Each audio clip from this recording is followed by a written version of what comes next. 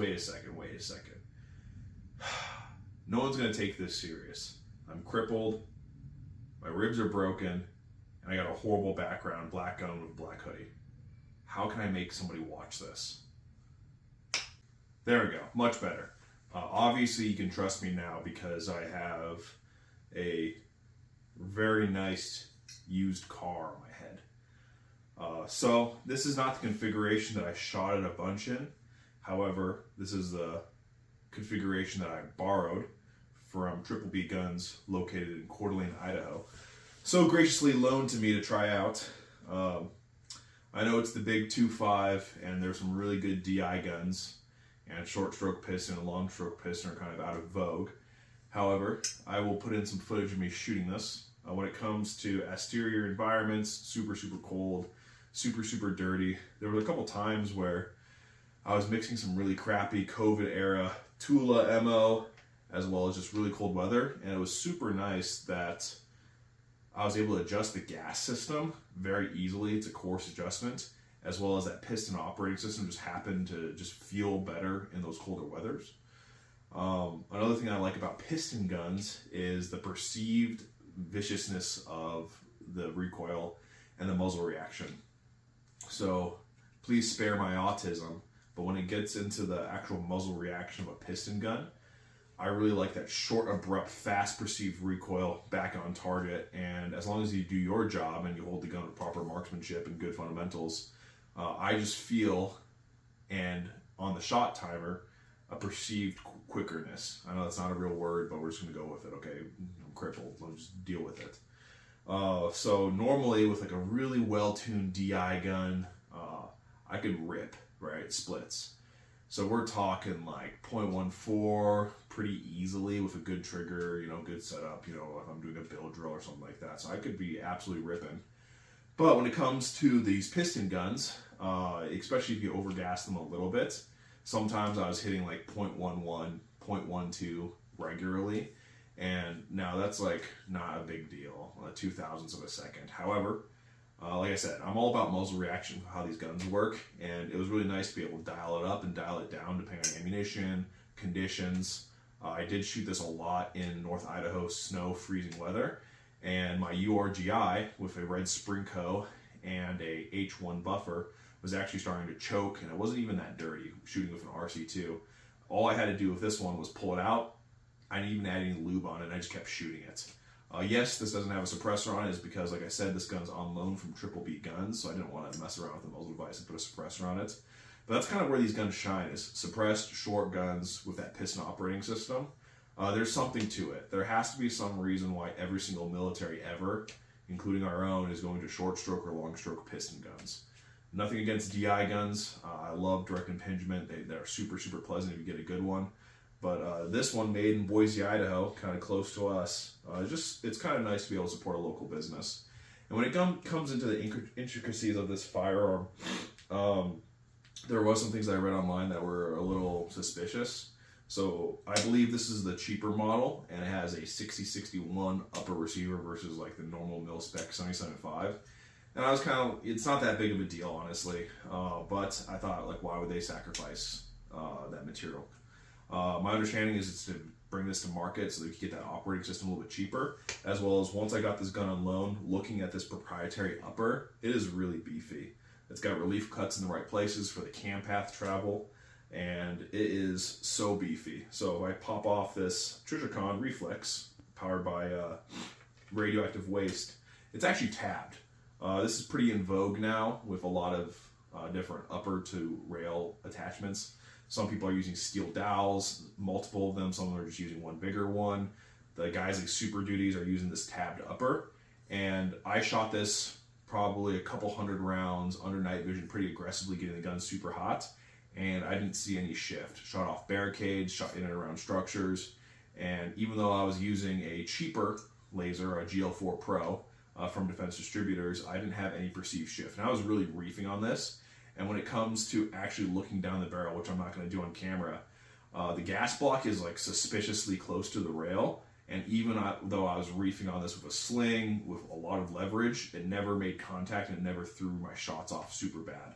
So this tabbed rail into the upper, this whole proprietary system, super, super rugged and reliable. And I cannot stress that I was super upsetting that my, nice SOCOM guns, the URGI, for example, was starting to choke under super cold weather with a red Sprinco and H1 with normal mil-spec M193 and green tip. But this thing just kept chugging along. One point, I did shoot this a bunch of some steel case from COVID, and it just didn't work. All I did was plus up the gas, and it started wonderfully working. So I'm probably gonna start rambling at this point, so I'll probably cut it. But thank you, Triple B Guns, for loaning this gun to me. I really appreciate it, being able to let me try this out with my my autism. And honestly, when it comes to a well-looking professional firearm, this is a dream. Things I like about the rail is it's tabbed, as well as the bolts work on both sides, so they're not on the same side. They're actually, one goes through this way, secures, the other one goes through this way and secures. So you have counter pressure, plus you have that tabbed rail. Also the lower just looks really, really nice. I'm not sure if this trigger is what comes with them, but it's a really, really nice trigger. It happened to have a Radian PWS marked charging handle, which was really nice for some manipulation stuff. And honestly, this gun just feels like it's on ball bearings. I was a little worried because how the long stroke piston works is there is this linkage that connects the long piston to the bolt carrier group. And honestly, I thought that was a little hokey. I thought it could be, based off of who knows what tolerance is, maybe whenever you rack it, it would just feel kind of clunky. And honestly, this thing feels like it's on ball bearings. And the best way I could describe it is how this feels to cycle manually is how it feels to recoil. Very, very, very pleasant. This adjustable gas block is super robust. I didn't shoot it thousands and thousands of times, but like I said, I got it hot, I got it cold, got it hot, got it cold, with snow, with rain, with mud, and the gas block didn't seize, even with multiple of those cycles. And so it just feels very robust, as well as the gas settings just seem to be well spaced. I was able to get Tula to run with a good muzzle reaction, and then whenever I shot some good ammunition, I was able to choke down the gas a little bit and really get it to run just perfectly. A couple of guys I had shoot this thought it was a little harsh when it comes to recoil, and that's just because I think a lot of guys are just not used to the extra reciprocating mass of a piston gun.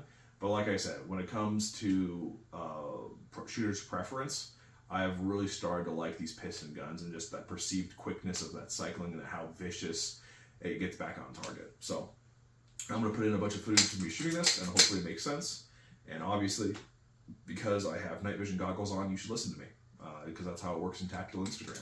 So I'm just going stir crazy for my injuries. So I appreciate if you guys pray for me. Jesus Christ is Lord, and thank you guys for everyone that's contributed to this project. A quick note is I borrowed this Trijicon Reflex to compare it to the Israeli M21 optic. And I know the M21 is essentially the same thing, and they just copied their homework. But this, this Trijicon Reflex is really starting to show its age. I really like the big diameter that you could view through it, but it just isn't as good as the Israeli one. The Israeli one, they have the fiber optic collecting in the front and the top, and it's just a better optic, is because they basically saw the limitations of this design, which the reflection, the fiber optic gathering tubes are on the top. And this just wasn't up to snuff, which is why I ended up doing a red dot and the GL4 Pro and a T-Rex arm sling. And honestly, the M21, if for some reason you need an optic powered by decaying radioactive waste and the power of the sun, the M21 is pretty legit. I have the triangle optic one. I was planning on doing a range demonstration showing them both. However, I fell on stairs, broke 2 ribs, and messed up my knee. So this is kind of just my attempt to push some content out there, as well as to thank Triple B Guns, as well as get this gun back to them for the next project. All right, guys, thank you, and have a good day.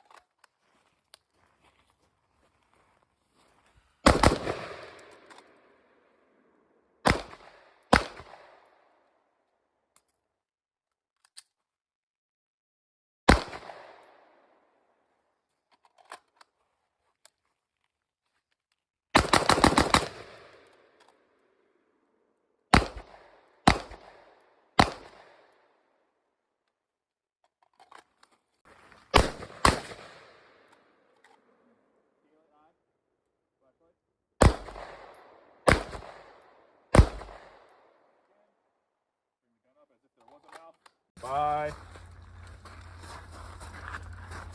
Go.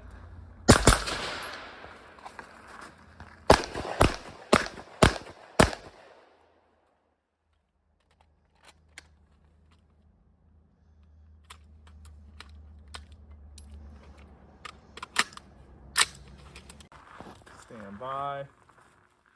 Go.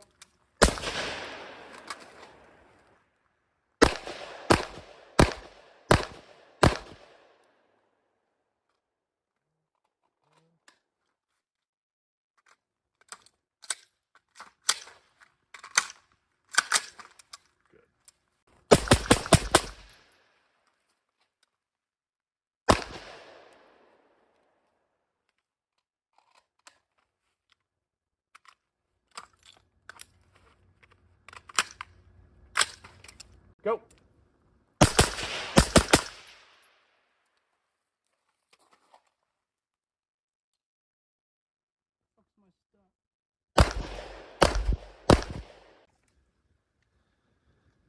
Ready?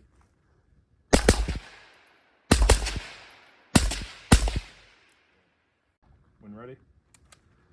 So you see all that last one? Cut.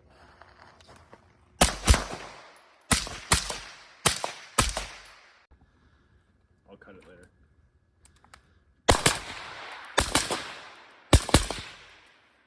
Okay. Go ahead. There you go.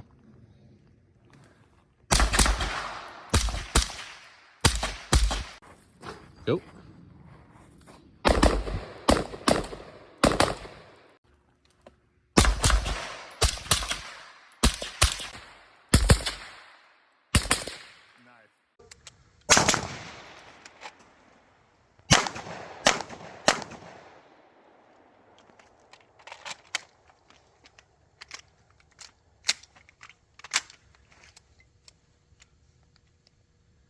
Sure, ready? Ready.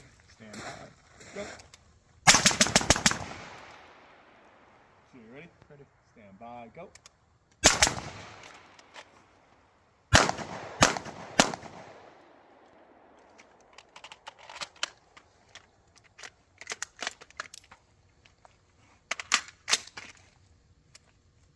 Sure, ready? Ready. Stand by. Go.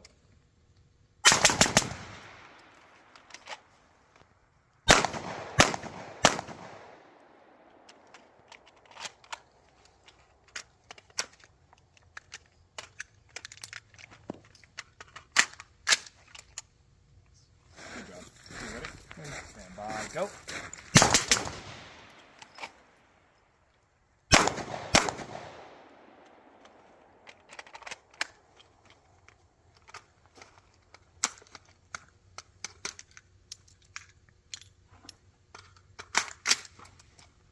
Only thing I'm going to change is make sure.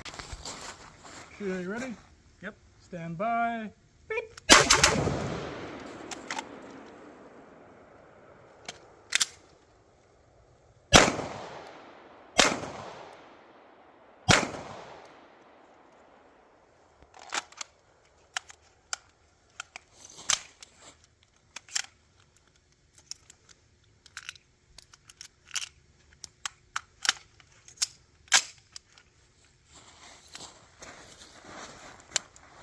Shooter, are you ready? Yep. Stand by. Beep. Beep.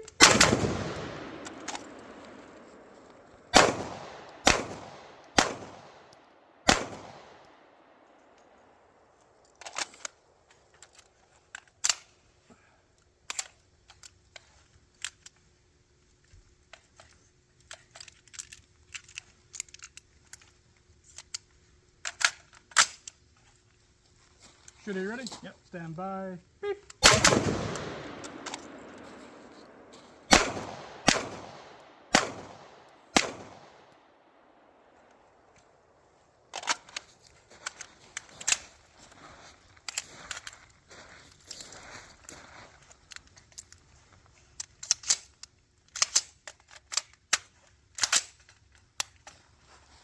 Shooter, you ready? Yep. Stand by. Beep.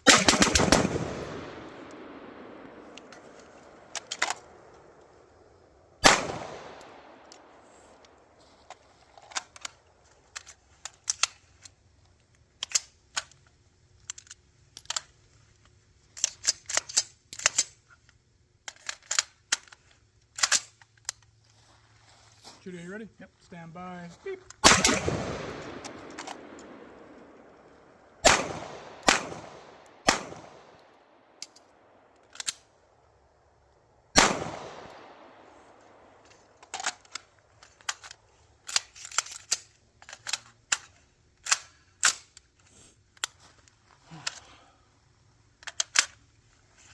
Stand by. Beep.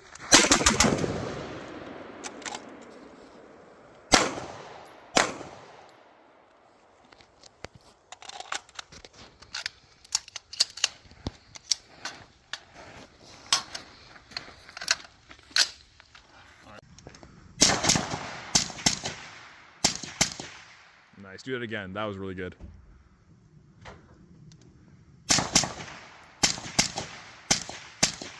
Do it one more time.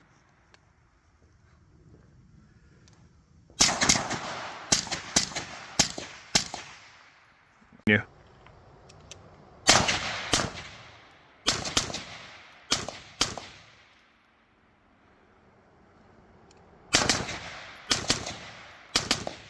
Man, this second one. Alright, let me know when. Ready? Yep.